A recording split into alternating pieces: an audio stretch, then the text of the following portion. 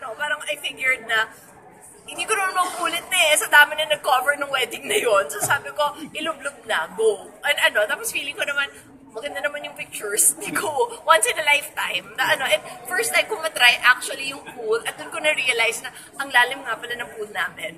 It's meant for my swimmer sons, not me. And open secret yung international film that you were in. Yes, and kasi I don't deny the fact that Michael made that gown as a backup gown in case they did not approve the Michael Cinco gown. Yun, but yun and then it was just perfect that because Michael and Yasmin wanted champagne, so nagamit ko yung gown. So thank you Lord, bayad na siya eh. So at least nagamit. Can you say anything about the international film that you're in? No. Bawal pa rin eh. And until kasi I'm so afraid to talk about it because they can edit me out. So, di ba, nakakatakot. But what I can talk about is that Kevin Kwan is arriving here in August, and I do have an event with him for National Bookstore in Cebu on August 27 in SMC site. Why? Because I'm exclusive with National Bookstore. His Luzon is with another bookstore. So alam niyo na. So that's why sa Cebu kami magkikita ni Kevin Kwan. This is for rich people problems. Okay. But I think what the viewers wanted na confirmation is, ano ba yung role ni Chris dito? Like, is it just a cameo role? Is it really a big role? Bawal talaga. Bawal, okay. Pwede lang kami magkwento. Boy knows. Oh, yes. And Boy himself has shut up about it for fear because, di ba, it was a dream come true to be part of it. Okay. And if you talk and then matanggal ka, sayang lang lahat ng effort, sayang lahat ng gastos, sayang lahat ng everything that went into it. Right. So, I'll obey. Okay. For once in my life, I'll really shut up. But when will this be shown? Hindi ko rin alam. Okay. Because the last I heard was that between second and third quarter of 2018. Around next year. Okay. Matagal sila gumawa, di ba? Doon, at matagal ang editing process nila. Right. So, kahit na tayo, please. Okay. Baka tanggalin pa nila ako. Please, magpapa-update lang kami sa buhay ni Pinoy. How is he now?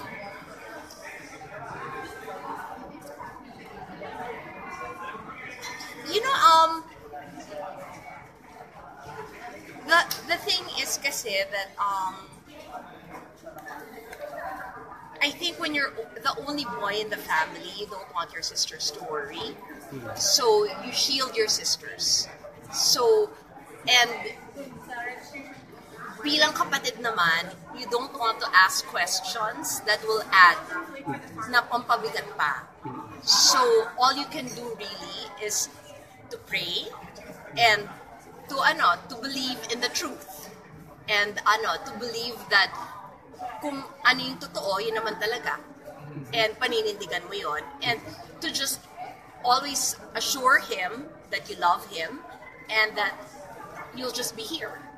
Kasi that's it. And I think also na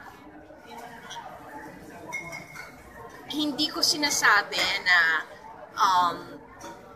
na bring it on na. I'm not. But I'm just saying na everything possible na pwedeng pagdaanan ng isang pamilya na pagdaanan na namin. And I think napatunayan namin that one, we are united.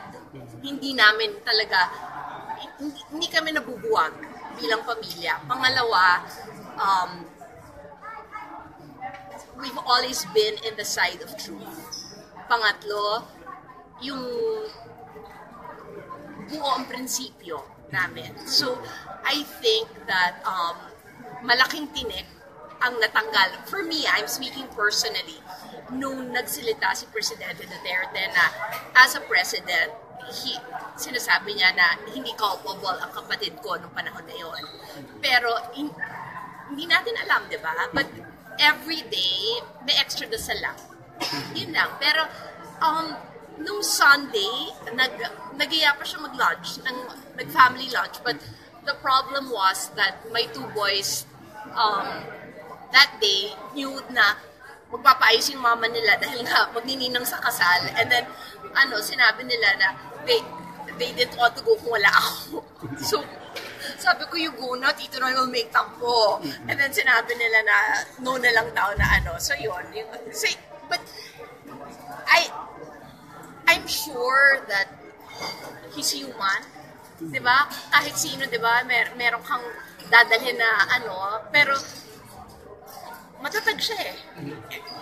And I think lahat ng pwede mong pagdaanan as a leader and post-presidency na pagdaanan niya. So, alam ko rin talaga na 100% akong naniniwala na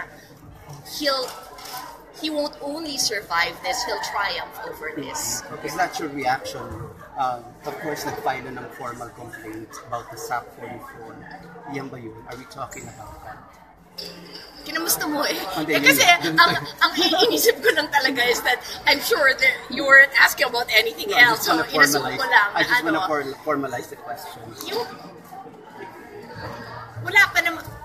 From a complaint until it becomes an arraignment, mahabang proseso pa yan. So, magdadasal na lang ako. First comment regarding Lolit Solis, kasi there has been a negative feedback sa Instagram post niya, and then you defended her. Any further comments about it?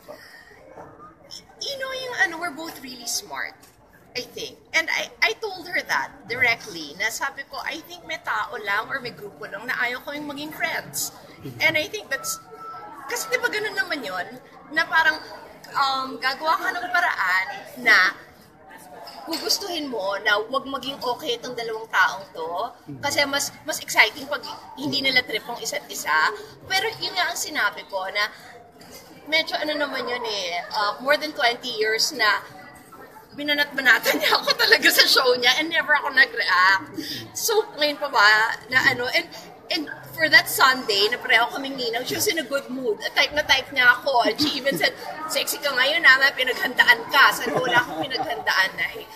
So, parang, if we're okay, at gusto nilang sirain yon, problema na nila yon. Kasi kami naman, we're okay. So, and I wanted to stay that way. Kasi di ba parang, sa edad niya, as she always says, she's 70. Hello, I'm 46.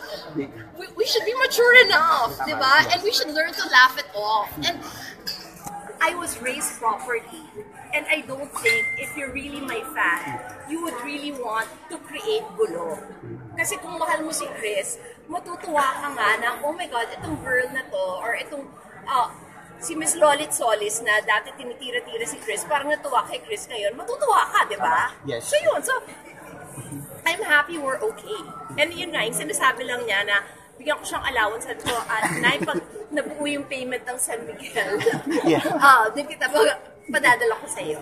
Chris, Yung mga, is it confirm lang namin, will you still run for mayor for QC? You know, that's so weird. That, I just heard it this morning. Yeah, I know. It's really, really weird. Kasi yung I don't know kung saan ang gagaling yung balita because I have never signified any intention. Secondly, magsasalita na ako ng patapos na I honestly don't think 2019 is the right time for me. Because I have to prove myself first as a success sa negosyo. Kasi 'di ba, hindi pwedeng ang plataforma ko, Aquino ko. That's not enough. So kailangan lahat ng negosyo ko maging pag sinumatotal mo ang gross earnings ng mga negosyo ko. If I hit 1 billion, that's my goal. Sorry, ang yabang. Na pero you have to set goals, 'di ba? Na if I can say na my businesses yearly put together are hitting 1 billion in sales, then I've proven something. Now, and that means na I have what it takes to become a good leader because leadership means you are able to put food on the table. And that's so ako doon ako naniniwala di ba na I already have the name. Sorry, yabang, sabihin nila, kung pinapanood nila ito, sabihin, wow, bilib sa sarili. True naman. Hindi, pero may pangalan, di ba? May legacy. Pero kailangan, merong nagawa on my own.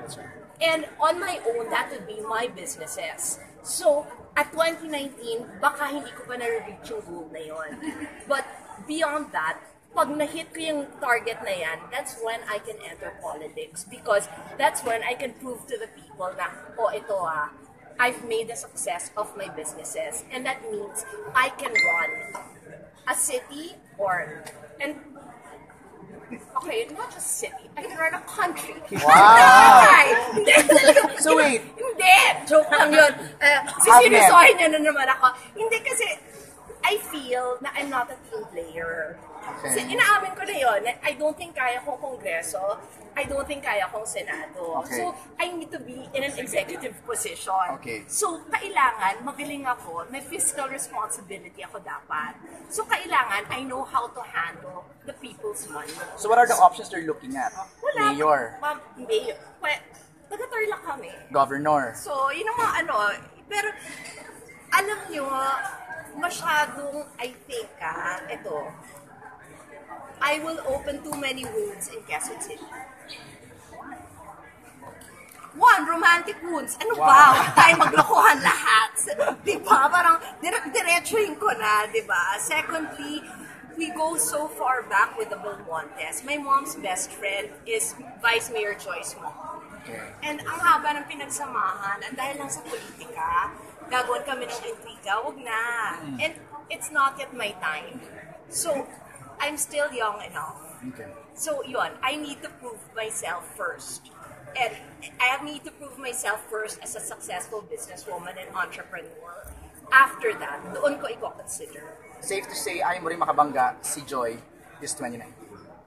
Yes. Okay. And then, she deserves it eh. Kasi naghintay siya. Okay. And everybody has their time. Okay. So, I know na if it's Quezon City, 2019 is Joy's time. Miss Chris, aside from Tito Yes. Boy, who among your friends from ABS has stayed by your side to this day? Ang dami. I'm still super duper close to Kim Chu. As in constant. Yung pa rin namin, talagang I go, lahat ng mga boss, na like everybody I worked with, we still text, we still communicate. It's not like umalis ka doon, biglang you disappeared from the face of the earth. Ganon. But I've also made new friends. So yun ang si Isa lang ka-text ko before this event. Yung mga ganun. And I congratulate them. Yung mga dati kong kaibigan have remained my friends. I don't think you just erase everything just like that. And I think that's so weird na because walang bad blood with anybody I worked with in the past. Okay? Thank you. Thank you. Thank Thank you. Having said that, Chrissy, why did you unfollow Carla, Janina, and Carla and Janina? Alam mo, actually, dapat ko bang aminin ito? May Instagram, tatlo kaming may hawak ng Instagram. Okay, so meron pina-follow at merong inaayos na So, Aksidente lang? Aksidente lang? tatanungin ko sa kanila kung magtatanong ako, I'm sorry Hindi mo follow. I actually didn't know na unfollow. And I'm sorry if it's an issue na unfollow. Yung sasabihin ko sa kanilang i-follow nila ulit if it's an issue. I apologize na there are three of us who have access to that account only because kailangan na there are times that there are certain things that need to be posted and I'm abroad and mis-scheduled doon. And then naka na yun. But I write everything. Pero yung pagsasabihan ko. Okay. Thank you po. Thank you po. Okay, bye-bye. Thank you. Thank you. Thank you.